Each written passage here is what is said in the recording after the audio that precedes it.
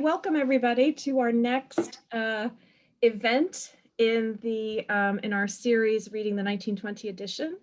I'm delighted to welcome Helen McPhail tonight to discuss Anthem for Doomed Youth and the Send-Off. For those of you that don't know, but I'm sure most of you who do know this, that Helen was the chair of the association from 1993 to 2002, and of course was one of the founder members of the association with the much missed Robert Hutchison in Shrewsbury. And of course, Helen is a great champion of Owen's legacy in Shrewsbury, as well as being a scholar of the French experience of the First World War and a translator. So in addition, of course, to her knowledge of Owen, she has that to her bow. Anyone who's interested in more in-depth detail about Owen and Shrewsbury, please run out and get this book if you don't have it already. Available through all good bookshops and published by the Laugiston Press. Those of you probably already know her very much earlier book, Wilfred Owen, Poet and Soldier. And I'm sorry, Helen, I don't have a copy of your book about the French experience in the First World War. It hasn't arrived in time for this evening, but I've put the links on the Eventbrite page for you to access those later on. So without further ado, I'm going to hand over to Helen, and thank you so much for joining us. Right, thank you very much indeed. Can I just take off the continue about the recording, because that's what's the middle of it. That's better, I can see. Oh yes, that's all right. Yeah, it's going to, oh, I'm sorry. I've now got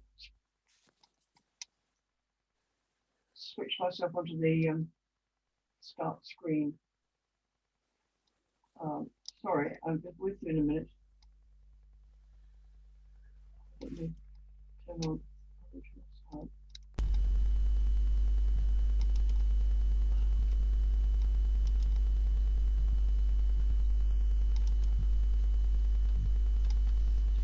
Is this right, Jane? I've got the title and so on in front of me, and that's fine. Okay, I wasn't sure. Yes, that's correct. And you just let me know when you want to move ahead. I sort of lost myself for a moment.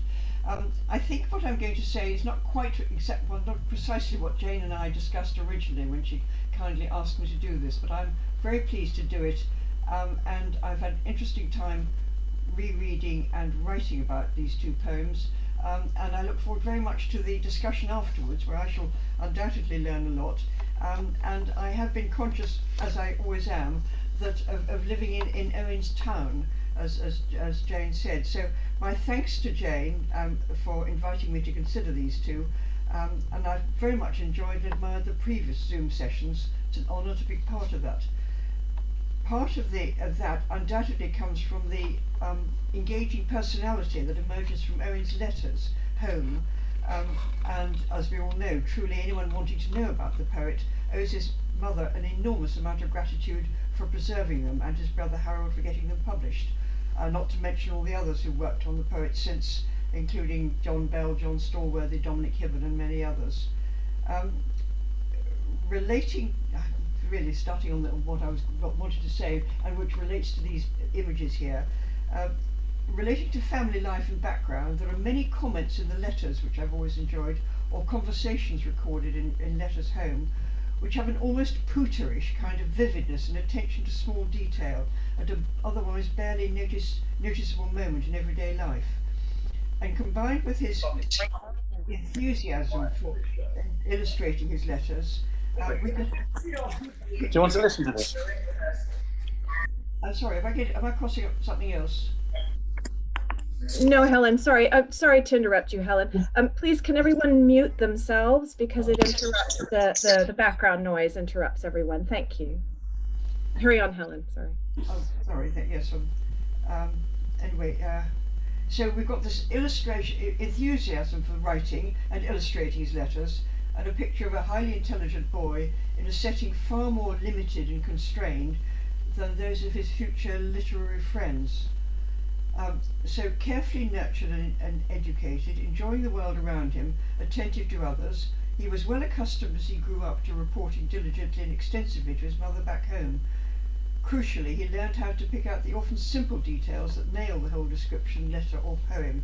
And I think of this lovely sketch of the piglets, seen on a Welsh farm when he was on holiday with a school companion from Birkenhead. The fresh enthusiasm for new experiences and the natural world around him carried him onwards and continued as he grew and came to understand more, so that he could encompass many different worlds of experience as he grew up. That particular holiday in a Welsh farmhouse caught his young imagination in many ways, I think, including a feel for his natural surroundings. His interest in geology, for example, benefited from later school trips and trips out into the Shropshire Hills landscape, which is a fine place to explore rock layers and find fossils. We know that one of the items in his belongings when he was killed was a geologist's hammer. And when it came to the war years, it was quite useful that the state of being in and on the land was not the hostile experience that it represented for many city-bound soldiers.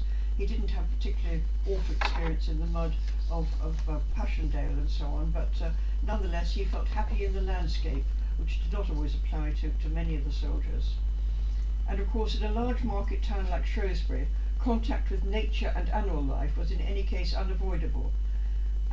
Although I encountered Owen's poetry in my teens elsewhere, it's because I happened to have lived here for a long time that I was drawn into studying his life and work, and seeing what still survives of this old town with its exasperating medieval town plan inside the constraining loop of the river, which is what shapes the pattern of life, and how it has changed since the young Owen grew up here.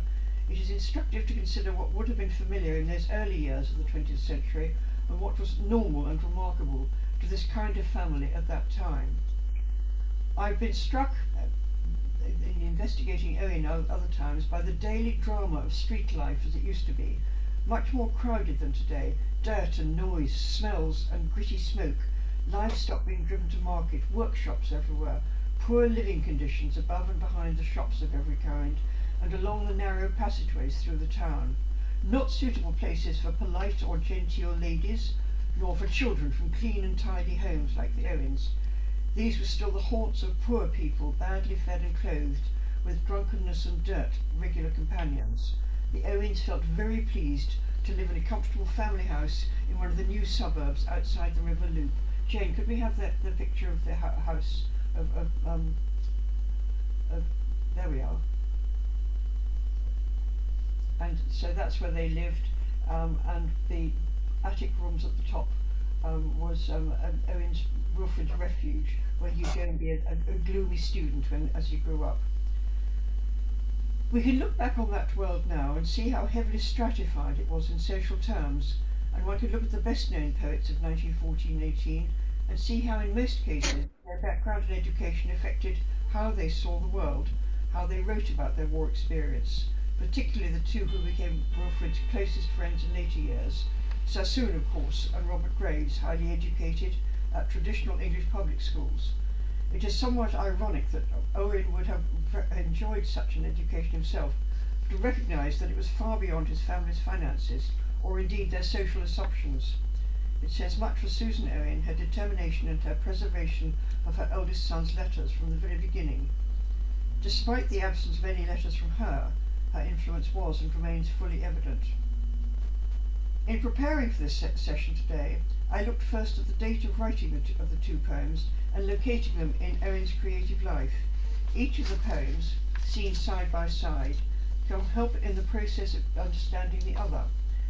Unusually, in the case of both Anthem for Doomed Youth and The Send-Off, the dating is clear. And indeed, in the case of Anthem, we have a letter from Wilfrid to his mother in September 1917, referring to it as one of his two best war poems, with Sassoon's experienced endorsement. And then, when it comes to The Send-Off, we see that it was written barely 8 or 9 months later from the training camp in Ripon. The date of completion in the author's mind is never more important than when we're looking at this brief but crucial period in Owen's short life. The real turning point in his trajectory as a significant writer. Keep these two dates in your head and the setting in which each was written, and then the setting that Owen locates and describes in each poem. It is fascinating to look at the two poems together. When I sat down to consider them, Anthem and The Send-Off together, a number of aspects immediately came to mind. I think it's the first time I have looked at these two deliberately in order to examine them, as it were, against each other. The very first thought was related to the visual effect of seeing them like this. In my book, they are 75 pages apart, so I kept flicking to and fro. It's good to see them side by side. And so I'm going to ask Jane to read them both with Anthem first, and then leave them on the screen side by side. Jane, can I hand over to you? Okay. Anthem for Doomed Youth. What passing bells for these who die as cattle? Only the monstrous anger of the guns. Only the stuttering rifle's rapid rattle can patter out their hasty orisons. No mockeries for them, no prayers nor bells, nor any voice of mourning save the choirs, the shrill, demented choirs of wailing shells, and bugles calling for them from sad shires. What candles may be held to speed them all? Not in the hands of boys, but in their eyes shall shine the holy glimmers of goodbyes. The pallor of girls' brows shall be their pall, their flowers the tenderness of patient minds, and each slow dusk the drawing down of blinds. And would you like the send-off now as well, Helen? Yes, please. The send-off. Yes. Down the close, darkening lanes, they sang their way to the siding shed, lined the train with faces grimly gay. Their breasts were stuck all white with wreath and spray as men's are, dead. Dull porters watched them, and a casual tramp stood staring hard, sorry to miss them from the upland camp. Then, unmoved, signals nodded, and a lamp winked to the guard. So secretly, like wrongs hushed up they went. They were not ours. We never heard to which front these were sent, nor there if they yet mock what women meant who gave them flowers. Shall they return to beatings of great bells and wild trainloads? A few, too few for drums and yells may creep back, silent, to village wells up half-known roads. Thank you. I found the shape of these two poems on the page immediately instructive, even before thinking about their content. Anthem is a classic sonnet formed 2 stanzas, 8 and 6 lines, with 2 very complex but fundamentally simple ideas to put across. The many forms of noise in the first 8 lines are immensely varied, and it does not help that the whole poem is so well known that it is hardly possible to read slowly, as it deserves, and regain the full impression of its range. In the first line we have a quiet image of passing bells, but it is quickly contradicted by the rest of the line, and we go on through the lines, swinging from the monstrous anger of the guns and the stuttering rifle's rapid rattle to the essential clear contrast, the orisons, mockeries, more bells, before we have the shrill demented choirs, the wailing shells and the military bugles. And then the sad shires, the forbidden land of home, to lead us into the second stanza, that other world, suffused with candlelight, the holy glimmers, the precise punning reference to pallor and pall before the flowers, the patience and the slow, quiet final line, the drawing down of blinds. On the page, the pallor, pall phrasing takes its full effect, and throughout the language retains us with heavy words amongst the noise, monstrous orisons, mockeries, mourning, tenderness. It cannot be read quickly, however familiar, either to oneself or aloud, particularly the final line. And then look at the send-off on the screen. I don't know whether this form has a specific name, stanzas of 3, 2, 5, 3, 2, 5 lines, but the contrast is immediate.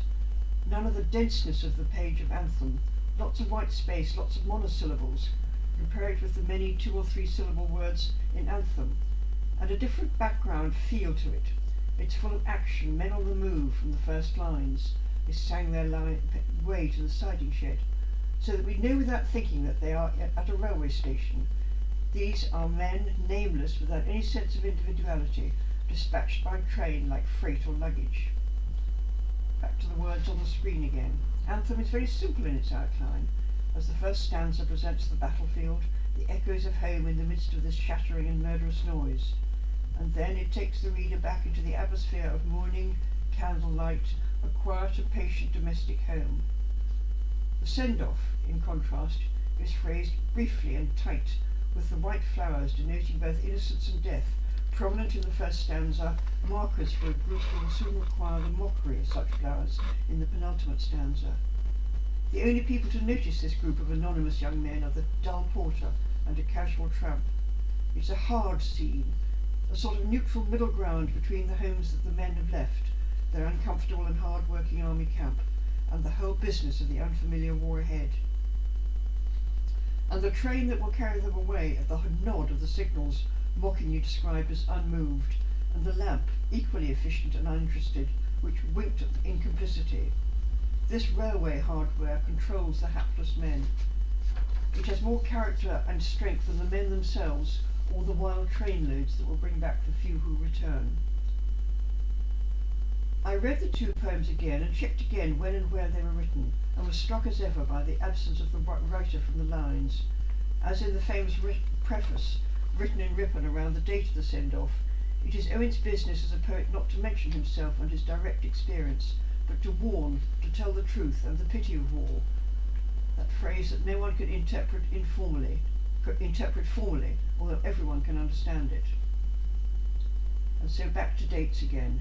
In that summer of 1917, Second Lieutenant Wilfred Owen was in Craiglockhart Hospital on the edge of Edinburgh, surrounded by other officers suffering like himself from the after effects of combat.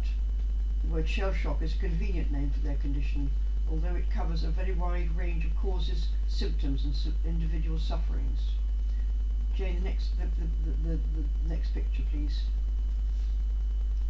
We should remember that Wilfred came late to the war after his years of childhood in Shrewsbury and the emancipation of his time in France, which he loved, Bordeaux and the Pyrenees, which is what we see here in the summer holiday in the Lower Pyrenees, his intellectual growing up and introduction into literary and artistic circles, taking him further away from Shrewsbury and family life. He enlisted in the autumn of 1915 and spent more than a year in various officer training camps before reaching the France of the war. And I always like to think that at one point he was in the same camp in Essex at the same time as Edward Thomas, and I just think of what an extraordinary missed opportunity, what conversation those two men would have had together. It was not until the 1st of January 1917, quite late on in the war for most people, that he reached France, and the letters home do not hold back on the reality that he encountered there. Owen's first frontline experience was quite brief compared to that of most officers, but the severity of his experiences affected his sharply tuned mind and made deep impressions on his inner nature. It was as if it was his misfortune to see clearly, it was this sharpness of intellect and open-hearted sympathy of thought that enabled him to describe his surroundings so vividly, and perhaps also to process, to control, and thereby diffuse some of what he witnessed. The incident of Craiglockhart in 1917 and before his return to the front in 1918.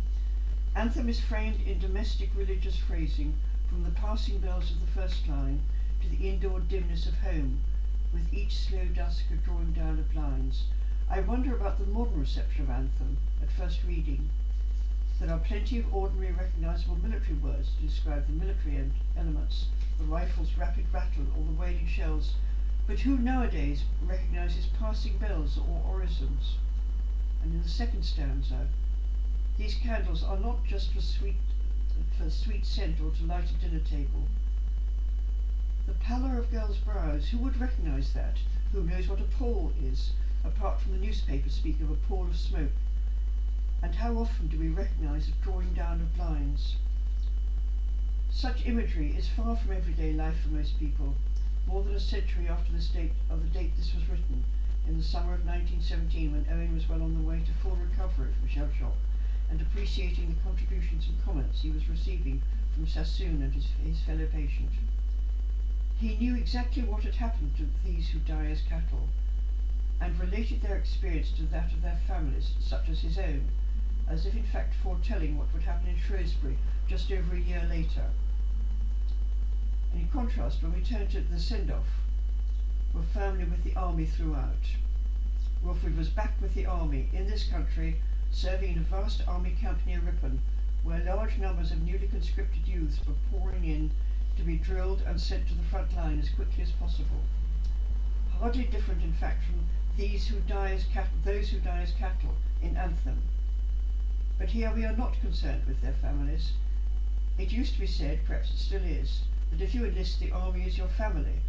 And here it is that apart from the dull porters and a casual tramp, it was the hardware of the camp and railway that is most vivid, with its unreasonably human contradictions. The linguistic contradictions are more alive than the nameless they. We see dull porters, but we see more clearly the neat and punning contrast of unmoved signals nodded, and the lamp winked to the guard. The men's breasts stuck all white with wreath and spray, funeral flowers surely, more alive than the nameless they, who sang their way to the train with phrases grimly gay. They are condemned already, like wrongs hushed up they went. And too few for drums and yells will return, creeping slowly back. None of the comfort in these lines of the comforting and familiar rituals in Anthem. Certainly the young man has passed from home in the first of these two poems to the rituals and fullness and extent of army life. It's no wonder that when Wilfrid wrote his famous preface in Ripon, in that same camp where he created the send-off, he said that he was not concerned with poetry. My subject is war and the pity of war, and that these elegies are to this generation in no sense consolatory. It is interesting that these elegies met such a wide audience much later on in the 60s and afterwards, to men and families who knew war in a different context. It's a long way from the domesticity of Anthem to the harsher world of the send-off, but perhaps it's harder for the average reader now to absorb this deliberate overturning of normality, the move from the inhumanity of man-made weapons in the first stanza to the everyday instruments of human grief and compassion in the second. Expressions such as passing bells are not part of daily usage. Although candles are indeed a regular part of church practice, they are no longer needed for everyday household lighting, but widely used for purely decorative purposes. The neat linguistic link of pallor to pall might seem antiquated, and the drawing down of blinds as a sign of respect for mourning is no longer regular practice. It's an elegiac sonnet still depicts clearly a quiet household in mourning, moving directly from the vast noise of the monstrous anger of the guns, the stuttering rifles' rapid rattle in the first stanza, to hands and eyes in the second, and the holy glimmers of goodbyes. From the clamour of shrill demented choirs and wailing shells closing the first stanza, to the flowers, patient minds, and slow dusk, the drawing downs of blinds quietly closing in the second, we are left with the image of the household, quiet and attentive, each individual mourner sharing in the silent grief. At this moment in the summer of 1917, Owen is thinking intently of home, his own, his family, and the thousands of other households like his own. Universality of grief. In these lines he has emerged from his own private hell of mental disintegration, to seeing and stating clearly what the war means to every family, to human understanding. As I said before, it is useful to observe the dates of Owen's poems, from the atmosphere of distress in Craig Lockett, and his increasing confidence in exploring Edinburgh and meeting new people, teaching in a local primary school.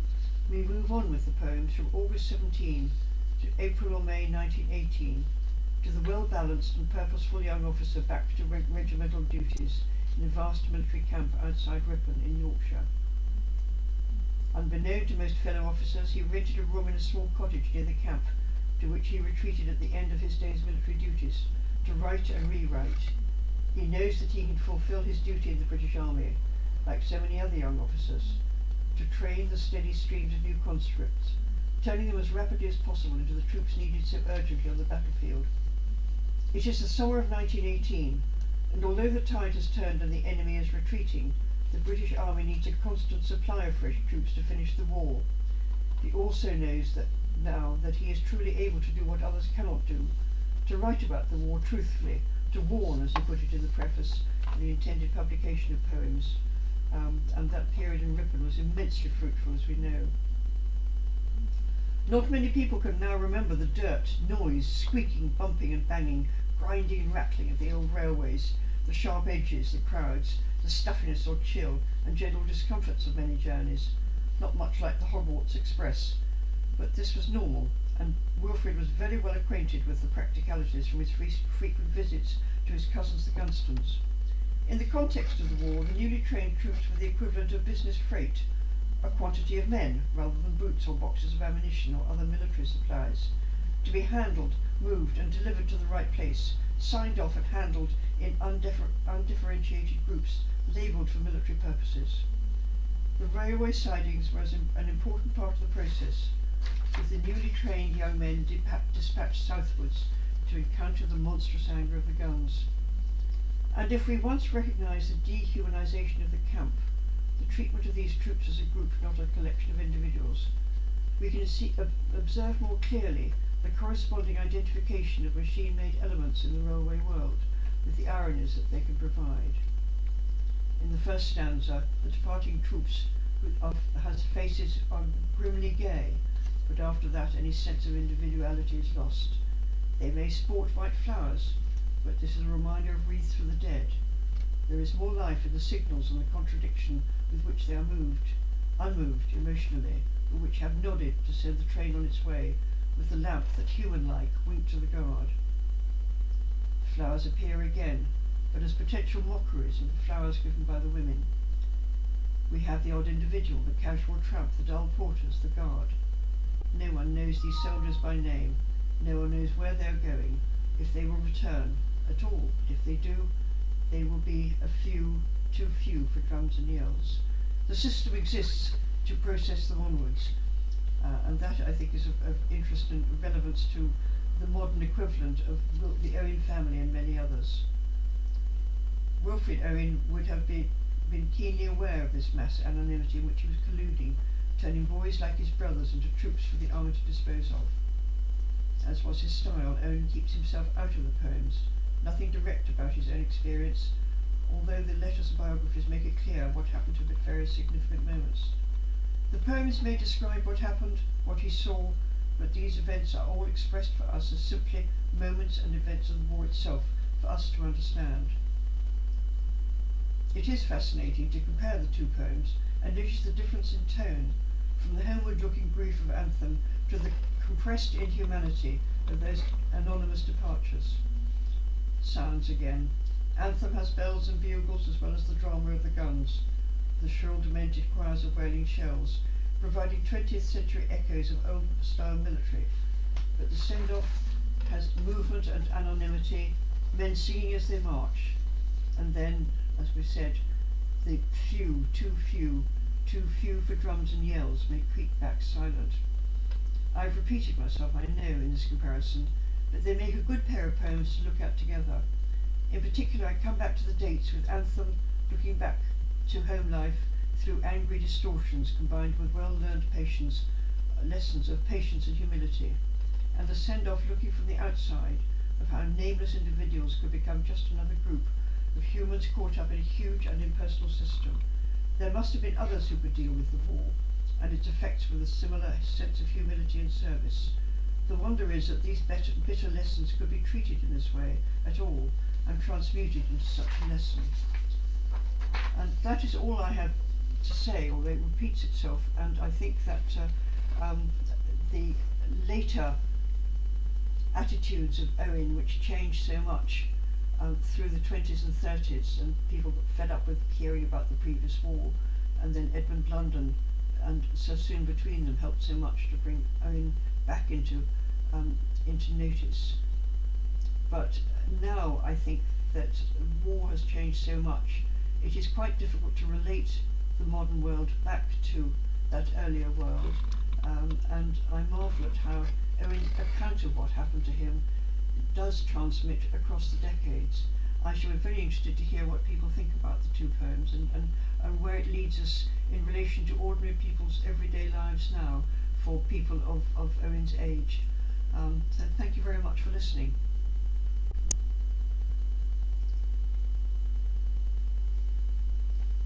Thank you so much, Helen. That was, as usual, amazing. We have our virtual clapping session going on. So thank you so much. I mean, there was such a rich amount of material there, and I love the way you wove in place and the concrete details and made those comparisons. And I liked your ideas about the moments and events in the poems, and yeah, I just great. But I'd like to open it out to the floor now to have our listeners' thoughts and ideas about the poems. I don't have anything in the chat, so if anyone would like to offer any comments or questions, please unmute yourselves and feel free to do so.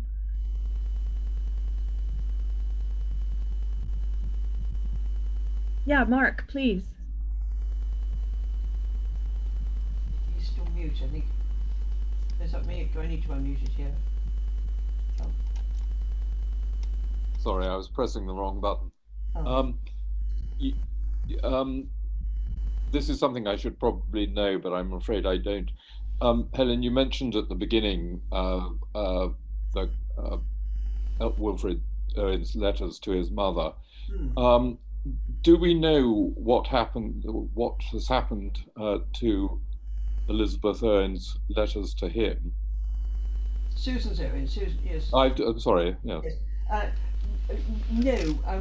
We assume that because he received many of them on the battlefield, that they were discarded because they were just bits of paper, as it were.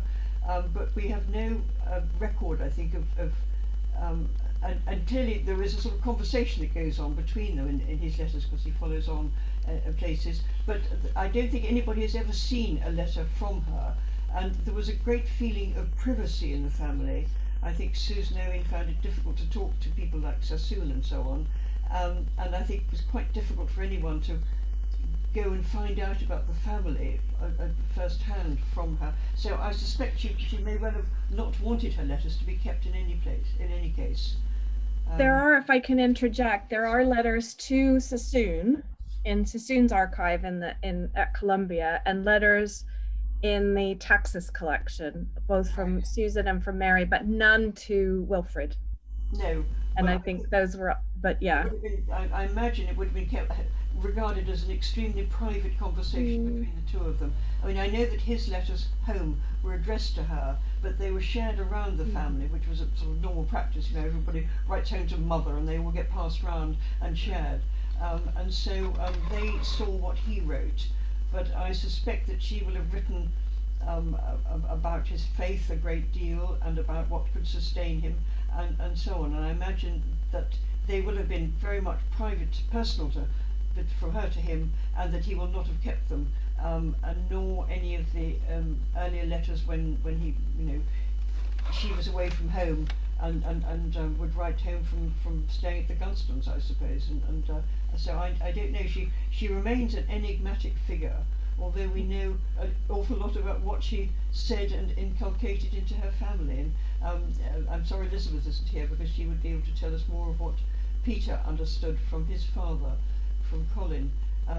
But she she seems to have been a silent figure on the whole, and was very modest about appearing in the outside world, plain and quiet and reticent about her life generally, and one feels that that Wilfrid was the sort of star and guiding light of her life, and certainly he was ended up certainly better educated than I don't know about Colin so much about him, but Mary and Harold, who appear in his letters and so on, one feels that they did not reach anything like the same level of understanding, and so he was an oddity in the family in that respect.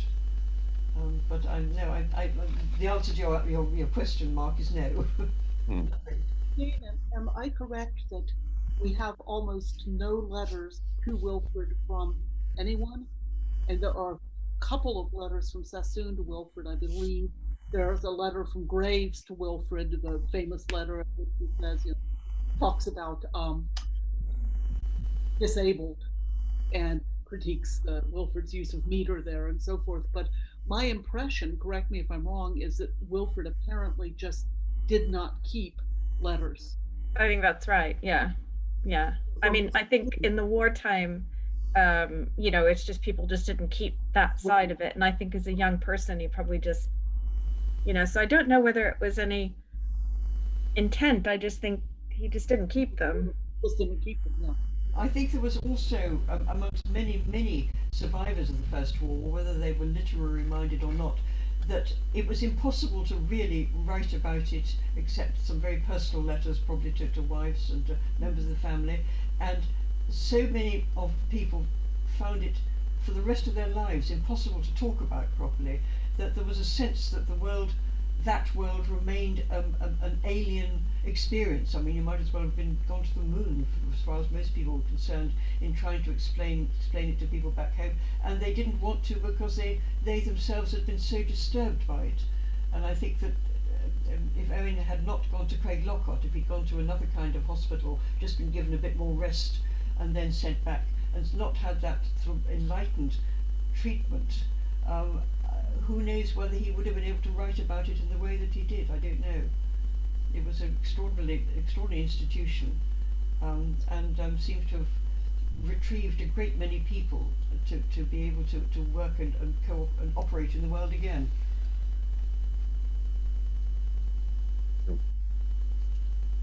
Yes, Paul, please. Thank you, Jane, and thank you, Helen. First of all, I think congratulations on having chosen perhaps the two best poems in the selection to talk about. That's Jane who chose them. Well done. I was very interested in your point about Wilfrid not appearing himself, as it were, in the poems, because I think that is a very significant issue. I mean, given what happened to him and the state that his manuscripts were in when he was killed, and the fact that there's been so much editorial intervention ever since, what has happened in effect is that the poems as we know them are a moment in time. There's no guarantee that that's where he intended to end up. Yeah. And by the same token, the draft manuscripts that we have for poems like Anthem, for example, well, both of these, Anthem and Send Off, are amongst the ones which have the most draft versions still surviving. But they do, very interestingly in relation to what you said, they both show how actually he was shifting his view. I mean, if you go through the manuscripts of Anthem, one of them does in fact explicitly bring Wilfrid himself in. He says in that latter section of the poem, many candles will shine and I will light them.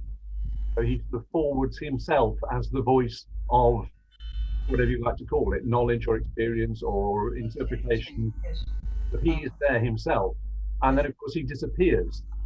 And at the same time, the stance in relation to the soldiers shifts. They are in several of the drafts, they, what passing bell for these, and elsewhere they are what passing bells for you. So again, he's sort of moving his stance in relation to who he's talking to and about whom he is talking. That's interesting. And the same thing happens actually in Send Off, because in the drafts of the Send Off, there is at least one draft where instead of saying, I am here and they have gone, and I am looking at what happened to them, Owen, as it were, crosses the line and becomes one of the civilians watching. Oh, that's interesting, because he's removing himself from being one of them, or being part of their lives, and stepping back and then stepping right off the stage entirely. Exactly, yes. Yes. I don't know whether Sassoon encouraged that.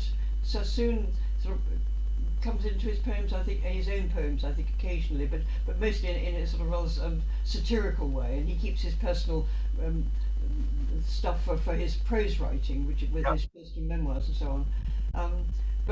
I get the feeling, I mean, certainly I've not I've not studied the drafts nearly as much, obviously, hardly at all, and mostly only what's been quoted by various scholars like Dominic Hibbert, who drove around France a good deal, which was lovely because he couldn't drive himself with his bad eyesight, and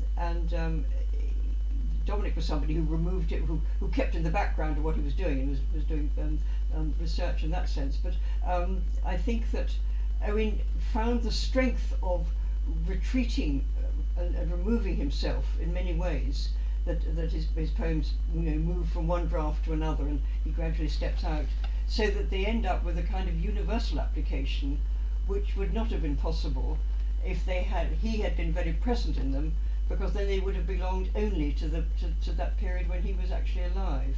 And as it is, we know that various people, I mean, poets came to read him and Owen and appreciate his work in the Second War. And Edmund London, of course, was one of those, was particularly influential in that case as the editor who tutored people like Keith Douglas. And I think that's a very interesting line that really continues on right through into the 1960s as well, and the Britain, the War Requiem, which brought a lot of people to Owen's poetry. And if he had written about, clearly, I did this, as in the sort of, you know, at its one end you've got the sort of ballad type of poem, which is what I did, and how I you know, won the war single-handed, as it were.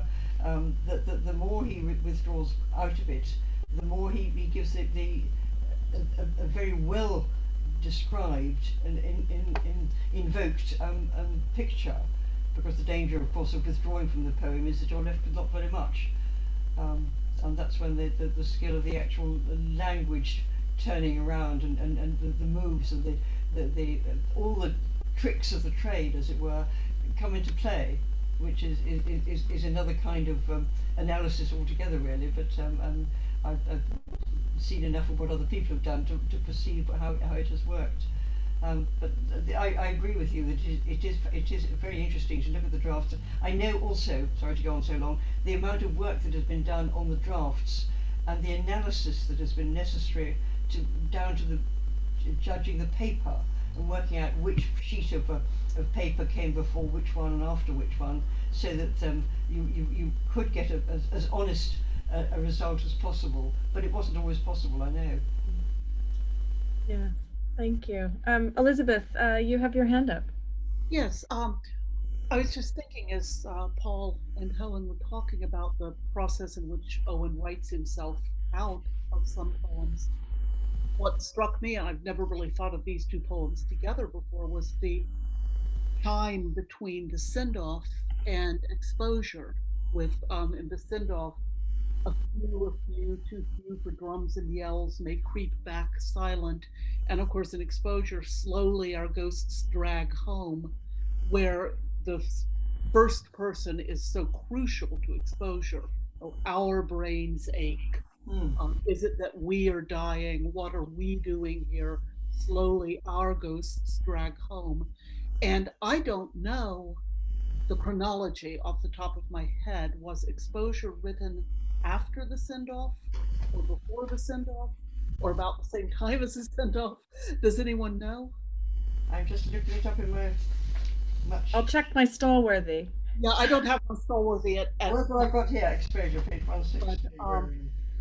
I think exposure may have been later, but of course the manuscripts of exposure are among some of the most incomprehensible. That was written in December 1917. It was begun.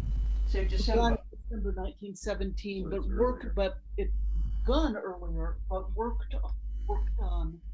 Begun at Scarborough, revised in early 1918. Yes, that's right. Yes. In September 1918. Okay, finished in France in September 1918. So I think that maybe perhaps complicates a bit. Yes, I mean, I think that exposure is the difficulty in that is the danger. The whole essence of exposure, it depends on we and our. It does, yes. Because it is a mass, I mean, it is a mass experience. And yeah. If it was only one person writing it, it would be a very different sort of poem. Very true. Yes, that's true. That's true. If it starts my brain aches, that would make the Keats reference all the more obvious. Yes, well, but Yes, Make it entirely you know different. that. I wouldn't pick up the Keats reference, but I think that's very interesting.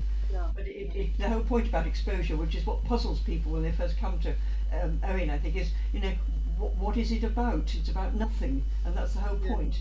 And that is an extraordinarily modern sort of approach in many ways. I believe Viv Welpton is speaking to us on exposure and spring offensive as a pair. Yes, that's right. It's coming up. Yeah.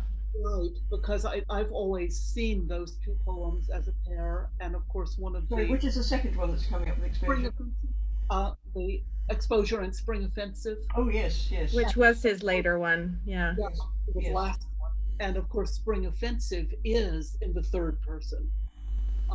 They paused, they did this, they rushing over that last space. But then you So- have terrific action coming into it. So Yes, exactly. Exactly. Action rather than inaction. That's a good Yes. point.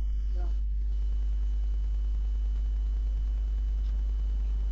Any other questions? Two participants raised a hand. Who else is Meg? Meg, would you like to come in on that?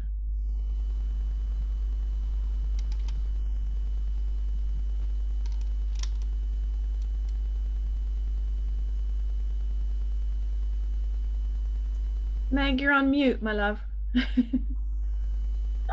Sorry. Is that all right? Yes, that's Right. Yeah, perfect. Sorry, Helen, I hadn't thought so clearly before until you pointed it out. The difference between the interiority of Anthem and the exteriority of Send Off. And it struck me that the last line of Anthem is both of those things. I think when I first encountered the poem as a teenager, living in a very old-fashioned house which still had blackout blinds, Yes. I did think about drawing down the blinds as something that shut you in and kept the outside world out.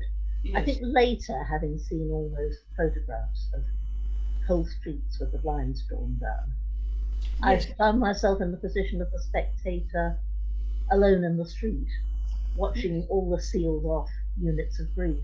That's a yes. But I think in a way Wilfred may be consciously or unconsciously doing both, moving from one to the other and back again. That's a thought, but I do often think, and this is the point of being in the same town as it was. I go about it and I think how many of the students I see going backwards and forwards past the house, how do they come easily into a poem like that? Or can they pick up I mean, it depends how it's taught, obviously, and how it's presented, but if you trip over First World War poetry, as I did when I was probably the age of about 12, at a time when people were still sort of recovering from the Second World War, and a lot of it didn't make any sense to me because I was too young to remember the second one, and the first one was something people didn't talk about that much at that point. And so the language of a lot of the poems seemed, it could well have been Victorian for all I knew. And of course, a good deal of First World War poetry is rather Victorian in style. But I couldn't make out what was going on for a long time. And I gave up for a while, then came back round again. I was interested to think about going around the streets and what it was like, and the difficulties of life and the discomforts and the oddities of a country town at that period. And therefore Wilfred's surroundings, his daily the things that he didn't really think about very much, they were just there. I think that's what's so interesting about Shrewsbury is that it's maintained. It's sort of there's a real kind of because I think of just the way it's built and where the buildings have been maintained, that you get quite a sense. Is maybe not so much in London, but in Shrewsbury you can get a sense of the past in a way. Yes. That's really evocative, and you can kind of see what Owen saw in a sense, from the way it's been preserved and the way that it's it's laid out, and I find it very fascinating place whenever I go. I feel a real sense of the past there. The railways matter hugely in the layout of the town, because there are about 5 lines that meet here, and there's some very big bridges, and with that and the river, you can't do much about any of it, which is why we have this very peculiar street pattern.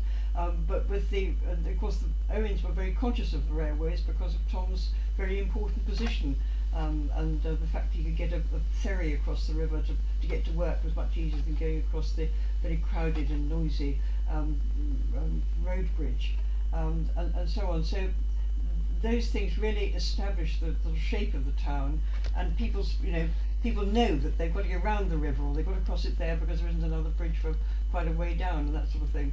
And it does still shape very much what happens. So we still walk along the same sort of roads, and that's why the buildings stay much as where they are. So it's much easier than in many places, particularly because the town didn't get big factories and huge Victorian development within the town centre. We now have modern town development going on around the outside, which is not very pleasing, but we need it.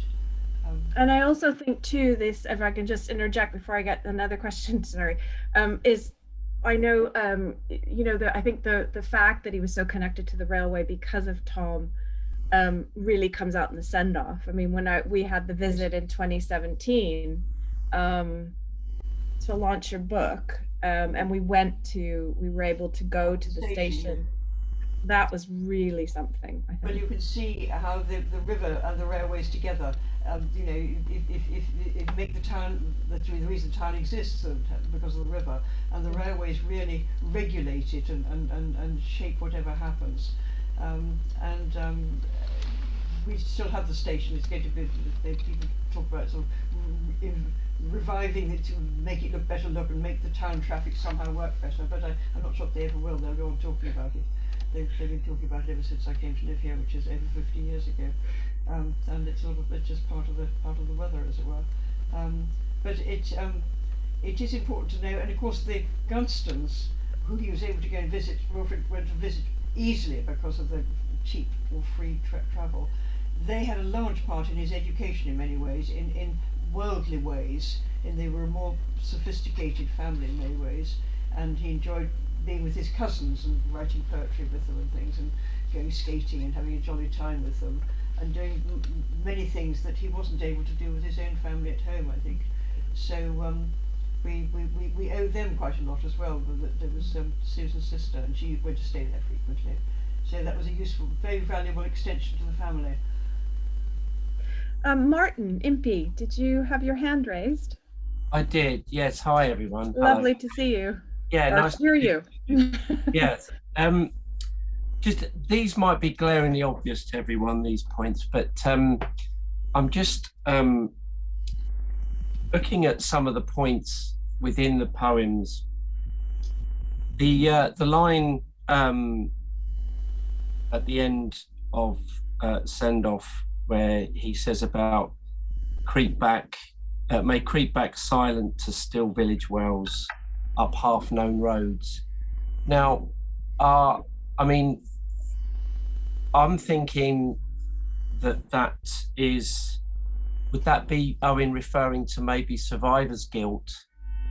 That they're creeping back because they're not part of that. They're too few for drums and all the regalia of returning heroes. So they are creeping quietly back into civilization, and the fact that he's obviously, they're going to the well, back to the well of life, of course, and normality, but then equally, because I often wondered about the term half-known roads, but then thinking about it, half-known roads. I'm thinking that these now, am I right in thinking, should I be asking everyone, am I right in thinking that half-known roads they've returned to these places that they once knew, but now they're looking upon them as in a completely different light because of their experiences?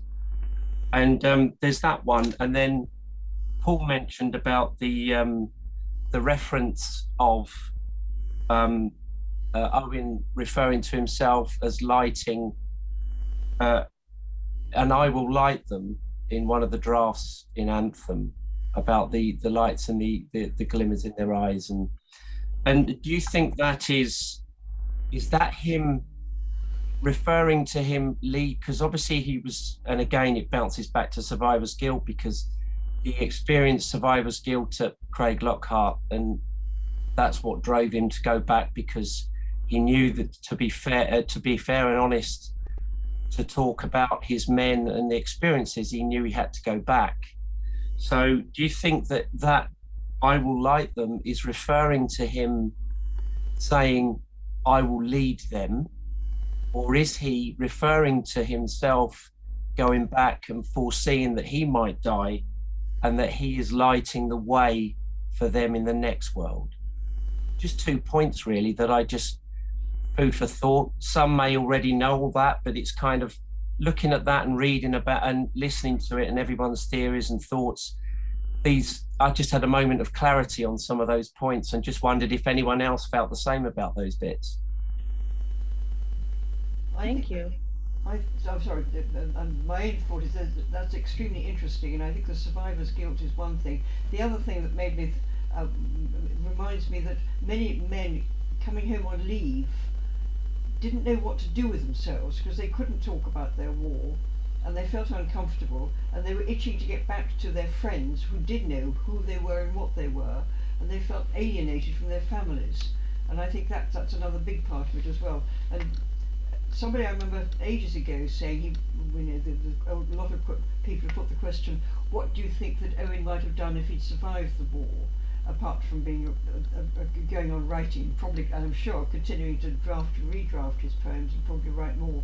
And somebody suggested that he might well have become ordained if he could have found his sufficient faith to use his experiences in that way. I think that's fairly unlikely, but I think his sense of being a leader and a guide would have made him a teacher quite possibly, and I think that's which is partly answering what you're suggesting, I think.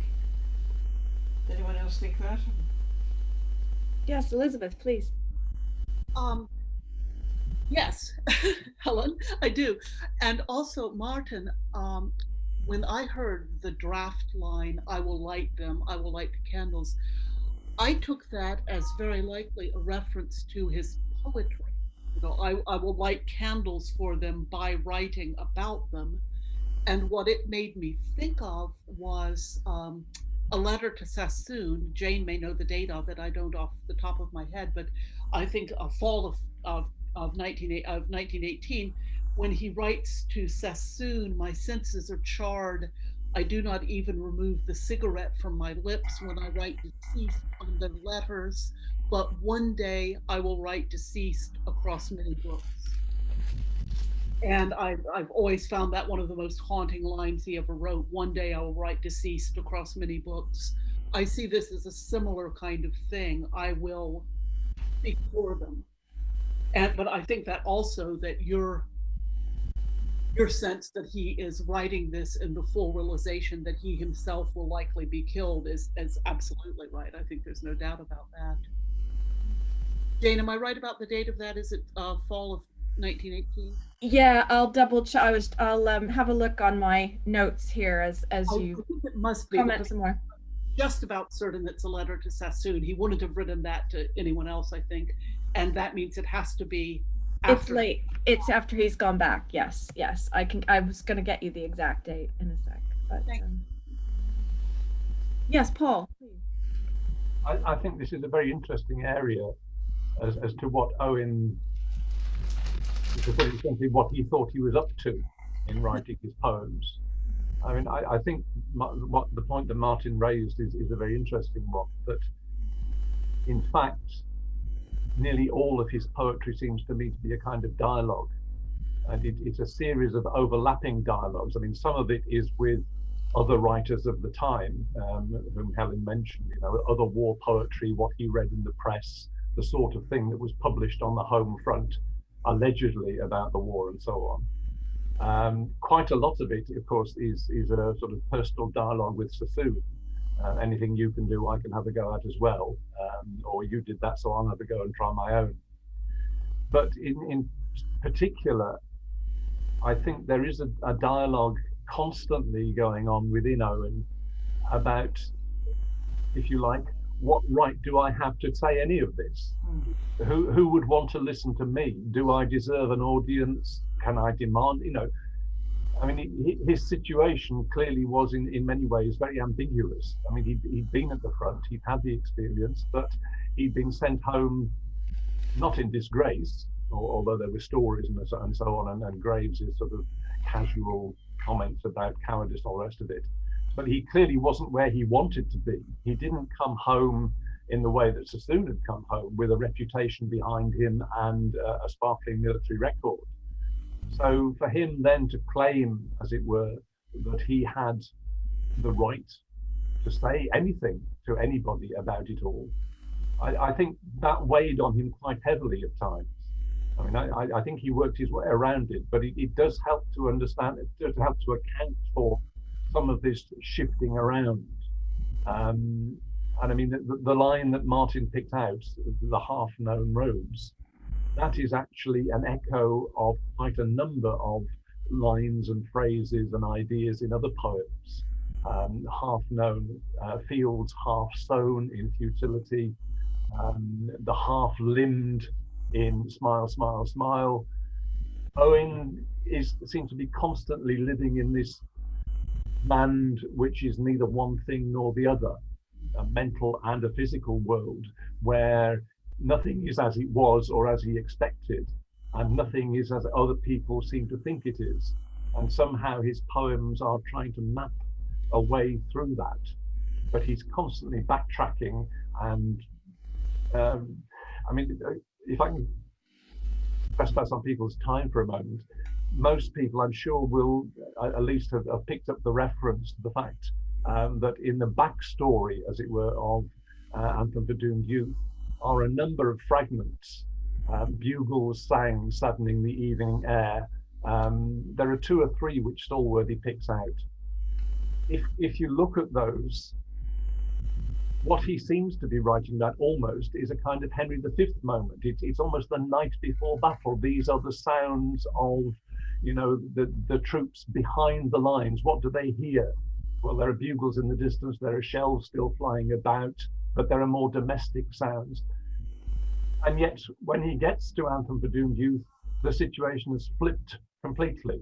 It's not before battle, we're now after battle. We're not close to the battlefield, we're now back home. The men who were moving about and whose voices he heard and all the rest of it are now silent. And again, that kind of complete sort of shift of physical position, which I think Helen was getting into in what she said, is another signal.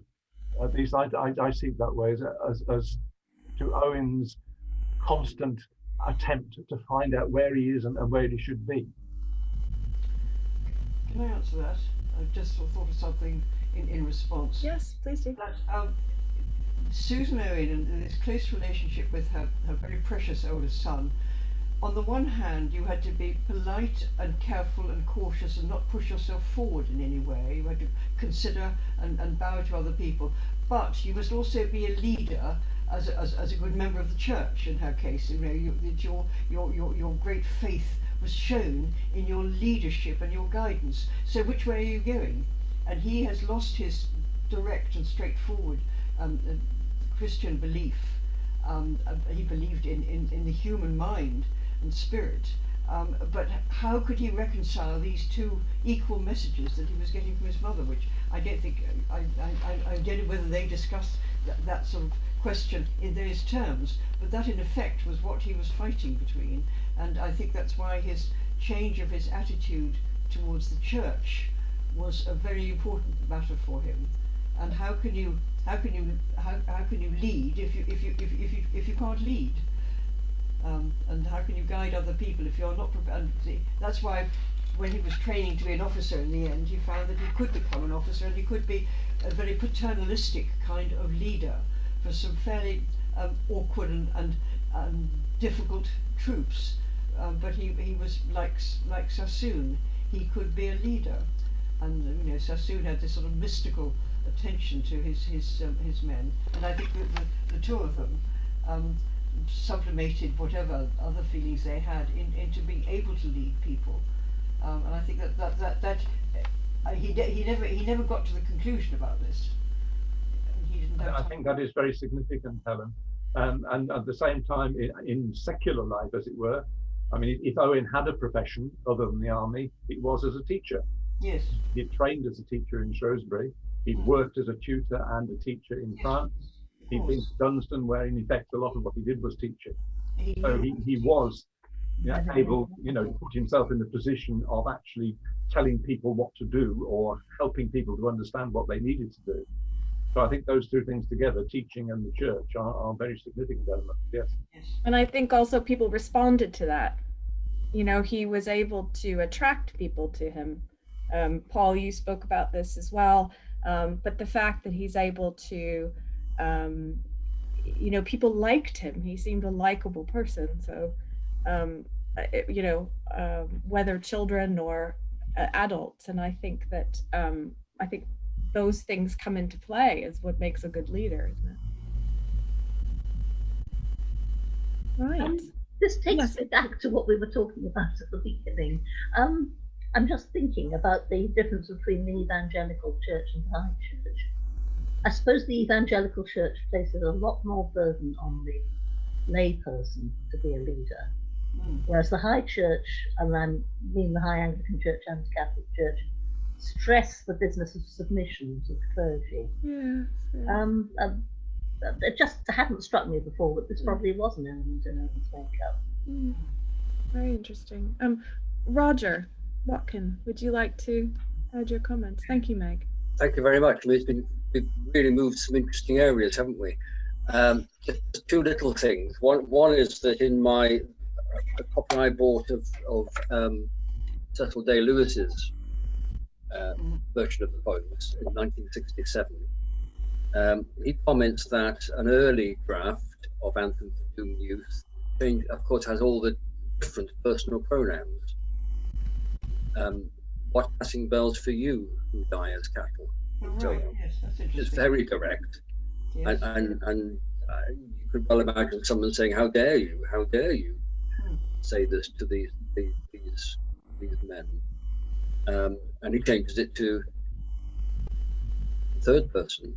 There's a really good example of how he withdraws from the direct statement, direct personal statement, and moves it to the slightly more formal and certainly more impersonal approach. The second point is just a very small one, but as somebody who was born and grew up in Oswestry, I can tell you that Western Lane, in which he was born, is still a half-known road. I was there 3 years ago, 2018. I went to see the unveiling of his statue, which actually shows him as a very friendly sort of figure, reaching out to people. And we went, just for the sake of it, I had to check, well, where is Western Lane? And Oswestry now is a town of 15,000 people. When I was growing up, it was perhaps 10 or 11,000. I should have known, shouldn't I? But I lived at the other end of town. I didn't know where Western Lane was then. And most people, I suspect, in town did not know where Western Lane was. And it's a purely... It's an old road that potters out into the countryside. Yeah, but half known is a part of his past as well. That Tom Owen may have been a reputable, or at least, so he was reputable. It was the grandfather who was thought to be reputable, isn't it? But to have a slightly dodgy past. And they left there, of course, when Owen was 4 years old, so he didn't have time to absorb that. But I agree with you, and it's nice to know that the house is protected now, and so that building has encroached a bit on some of its land, but it keeps its decent sized garden and the garage and things like that, which was the coach house, obviously an important part of it. So that's nice to know. But it is still quite an odd road to drive down. It's got some steep bends in it. It's got a few more people down there, but it's still more or less half away, Helen, isn't it? It's just tucked away. Yes, it is. It's very tucked away. Oswestry does sprawl around a bit, and it's tucked away on a quiet road leading out into the country. It must be a very old road, I think. Yes. I'm conscious of the time, but I know that Meg has raised her hand and Elizabeth, so maybe I can leave the the last couple comments from them before we wrap up. Meg, did you want to come in No, first? sorry, I've made my comment. Oh, right. Okay. Thank you. That led on to a nice discussion. Thank you. Elizabeth, would you like to ask the sort of final comment before we wrap up? You're on mute still. Sorry. Going back to the point about the internal tension that Owen felt between being a leader and not being supposed to push himself forward, and the evangelical side of that, this seems to be my day for thinking of the letters, because that really gave me a different view of something he writes. I'm fairly certain that this is to Susan after he's gone back to the front. To his mother, he writes, I came out to help these boys in any way I can, as a leader, as best as an officer can, as a pleader, to plead for them as well as I can. I haven't got the exact wording, but that's the basic gist of it. Help them as well as I could as a leader and as someone who pleads for them. And Helen, I think your presentation of the tension he feels really adds depth to that comment, particularly since I'm almost certain that it is to his mother. He's saying, yes, I'm leading them as their officer, but I'm not telling people what to do, I'm pleading for them. And the pleading as a kind of almost evangelical attempt to persuade others to believe what you believe seems really important to me there. So thank you. That gave me an insight into that particular letter that I had never had before. And I can, I'll confirm for you. So that was written on the 4th or 5th of October, 1918 to his mother. And you can find that in the collected letters. Let me tell you what number it is. If anyone has the selected letters or the collected letters, 662. So what number? Number 662. So just before the one to Sassoon. Yes, so he's obviously thinking along those same things at the same time. And that's just before he dies. If it's October 4th, here we are. Absolutely. Oh, where he has this extraordinary expression. I can find no word to qualify my experiences except the word sheer. Yes. And the top of the letter says strictly private. Yes. Yes. Quite interesting. Yeah. We are marching steadily back. Moreover, the war is nearing an end. Still Wilfred and more than Wilfred. Yeah. The letter, yes. Well, I suppose that's a good quote to end on, really. This has been a wonderful discussion. I'm sure we could go on much longer, but I'm conscious of everyone's time. Thankfully, it wasn't last night, so we didn't have to eat into the game. But thank you so much again, Helen, and for everyone who's contributed. We really look forward to seeing you next month. You only have to wait 3 weeks this time before we welcome Professor Vandiver to discuss Dulce et Decorum Est, and I've just checked which other one you're looking at. Insensibility. I think it's insensibility. I'm sure it is, yes. I looked at it before I about ended it, but what's the date of that? And that will be on the 5th of August. Is that really only 3 weeks away? Yes. Almost, yeah, because well, a month away, sorry. But rather than being on the 1st of the this one wasn't the first Thursday of the month this week. We had to move it back a bit. But please join us. Do sign up via Eventbrite in the normal way for Elizabeth's discussion. And I'm very intimidated. I don't think I have anything new to say about either of those poems. So it'll be wonderful. It'll be wonderful, as all of our sort of discussants have been, and especially Helen tonight. So can I ask everyone, just please thank Helen again, and we look forward to seeing you in a month's time. This recording will be available on our YouTube channel as soon as I can upload it, which should be in a couple of days. Thank you so much for listening, and for all your ideas as well, and for everything that yes, wonderful, great. Thank you, everyone. Thank you.